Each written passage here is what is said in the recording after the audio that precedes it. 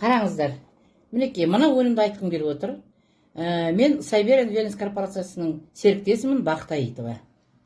Бұны не үшін ішеміз? Біздің мінекей ағзамызда мекендеп жатқан құрттардың түрлері көп.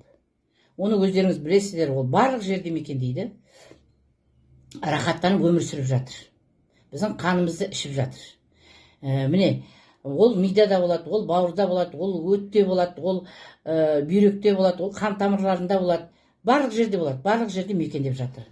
Енді сол құрттардың өзі қаншама ауруды туғызып жатыр. Псориаз, дерматит, анемия, сосын немене тағы, аллергия, сезонный. Осылардың бәрін тудырып жатыр. Анемия дейтін себебіміз, оның қанның бәрін ішіп қояды, шебереді, сөйтіп қан азық пайда болады. Мінекей, көрдіңіз бе? Сондықтан мен толық ақпаратты білу үшін менің WhatsApp нөміріме өтіңіз, толық ақпаратты беремін.